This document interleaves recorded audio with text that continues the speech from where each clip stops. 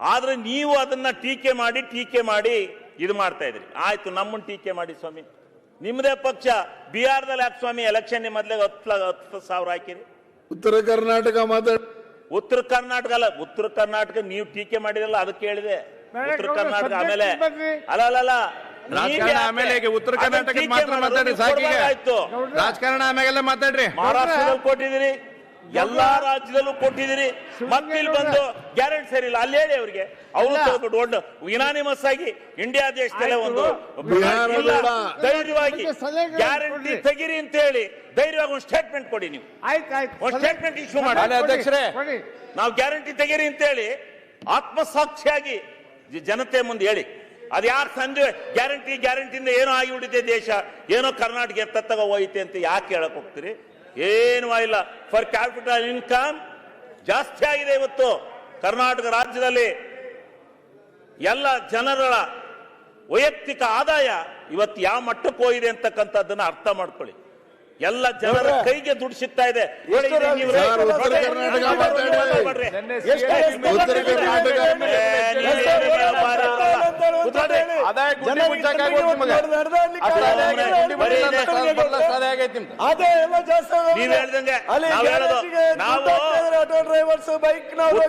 ಉತ್ತರ ಕರ್ನಾಟಕಕ್ಕೂ ಗ್ಯಾರಂಟಿ ಉತ್ತರ ಕರ್ನಾಟಕದಲ್ಲೂ ಕೂಡ ಜನ ಬಹಳ ಸೌಖ್ಯವಾಗಿದ್ದಾರೆ, ಬಹಳ ನೆಮ್ಮದಿಯಿಂದ ಇದ್ದಾರೆ. ಆ ಗ್ಯಾರಂಟಿ ಯೋಜನೆಯನ್ನ ಅಕ್ಸೆಪ್ಟ್ ಮಾಡ್ಕೊಂಡು ಆಯ್ತಪ್ಪ, ಯಾರಾದ್ರೂ ಒಬ್ಬ ಫಲಾನುಭವಿತವ ಗ್ಯಾರಂಟಿ ಯೋಜನೆ ತೊಂದರೆದು ಸಿದ್ದರಾಮಯ್ಯ ಸರ್ಕಾರ ಸರಿ ಇಲ್ಲ ಅಂತ ಹೇಳಿ ನೀನ್ ಹೇಳ್ಸಪ್ಪ, ನಿಮ್ ಬಿಡಿ, ನಿಮ್ ಬಿಜೆಪಿ ಅವ್ರನ್ನ ಬಾಕಿಯವ್ರು ಹೇಳ್ಸ್ರಪ್ಪ. ಅವ್ರು ತಗೊಂಡ್ ತಿಂತಾವ್ರೆ, ಅವರೆಲ್ಲ ತಗೊಂಡು ಉಪಯೋಗಿಸ್ತಾವ್ರೆ, ಅವ್ರನ್ನ ಯಾಕೆ ನೀವು ಟೀಕೆ ಮಾಡ್ತೀರಿ? ಗ್ಯಾರಂಟಿ ಯೋಜನೆ ಕೂತ್ಕೊಳ್ರಿ ಸುರೇಶ್ ಗೌಡ್ರೆ, ನೀವು 4-5 ಜನ ನಾನ್ ಭಾಷಣ ಮಾಡಕ್ಕಿದ್ರೆ ನಿಮಗೆ ತಡೆಯಕ್ಕಾಗ್ತದೆ. ದಯವಿಟ್ಟು ಸರ್ವೆ ಶ್ರೀಮಂತರಿಗೆ ಯಾಕೆ ಕೊಡ್ತೀರಾ ನೀವು? ನನಗೂ ಬಸ್ ಫ್ರೀ,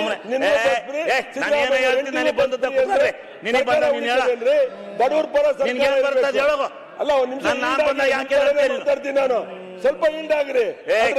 ಶ್ರೀಮಂತರಿಗೆಲ್ಲ ಬಸ್ ಫ್ರೀ, ಶ್ರೀಮಂತರಿಗೆಲ್ಲ 2,000 ಸರ್ಕಾರ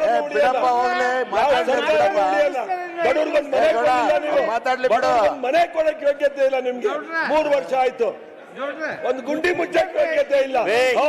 ಕರ್ನಾಟಕ ಅಭಿವೃದ್ಧಿ ಗುಂಡಿ ಮುಚ್ಚೆ ಇರೋದ ಕಾರಣ ಏನು ಅಂತ ಹೇಳ್ತೀನಿ, ಮುಂದೆ ಕಾಯ್ಕೊಂಡಿರಿ, ಹೇಳ್ತೀನಿ ಮುಂದೆ.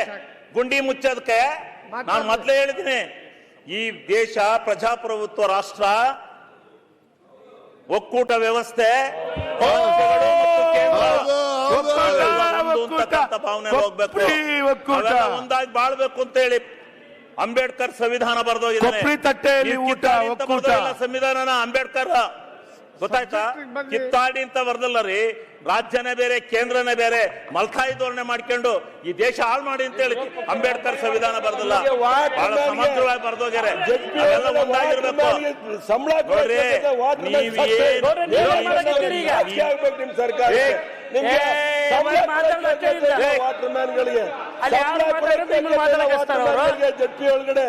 ಜೆಪಿ ಒಳಗಡೆ ಸಂಬಳ ಕೊಡಕ್ಕೆ ನೇಣಾಕೊಂಡವನೇ.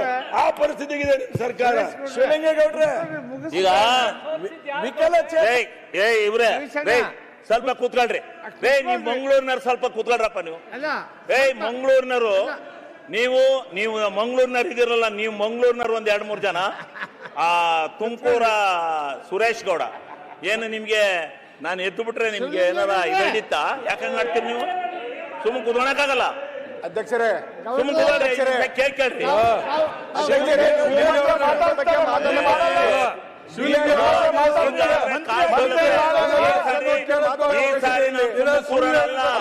ನೀವು ಉತ್ತರ ಕರ್ನಾಟಕ ಕೊಡ್ರಿ ಮಾತಾಡ್ಲಕ್ಕಂತ.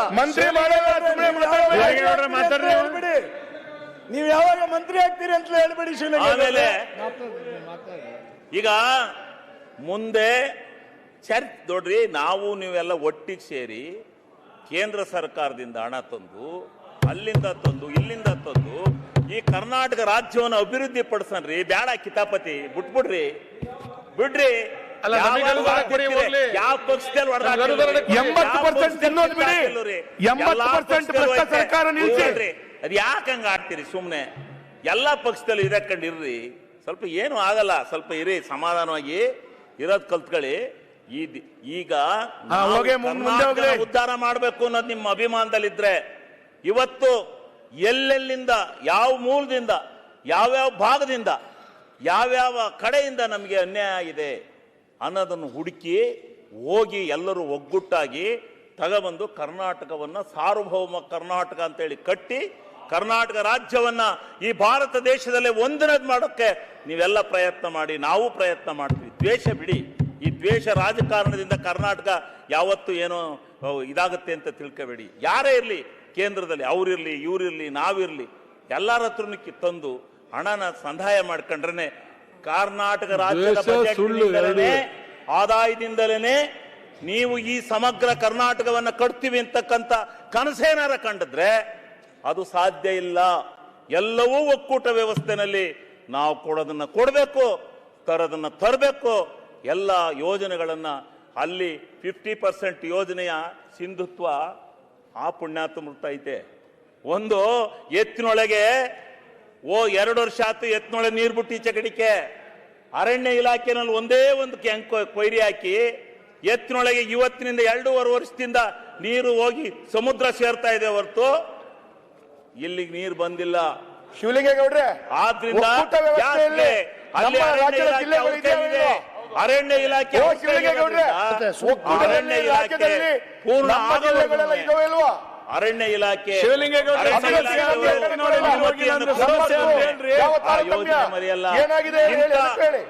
ಈ ಅರಣ್ಯ ಇಲಾಖೆ ಅನೇಕ ನೀರಾವರಿ ಯೋಜನೆಗಳು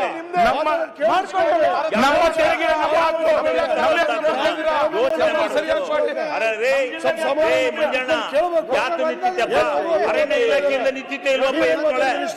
ಹೇಳು ನೀನು ಆತ್ಮಸಾಕ್ಷಿಯಾಗಿ. ನೀನು ಅಲ್ಲೇ ಹುಟ್ಟದು. ಆತ್ಮಸಾಕ್ಷಿಯಾಗಿ ಹೇಳು. ಅರಣ್ಯ ಇಲಾಖೆಯಿಂದ ಇವತ್ತು 2 ವರ್ಷದಿಂದ ನೀರು ತುಮಕೂರವರೆಗೂ ಹೊರದಿಲ್ವಾ? ಏನಿದು ಒಳ್ಳೆ ಎಳೆ ಮಕ್ಕಳಾಡ್ದಂಗೆ ಆಡ್ತಿರಲ್ರಿ ಅಸೆಂಬ್ಲಿ ಬಂದು.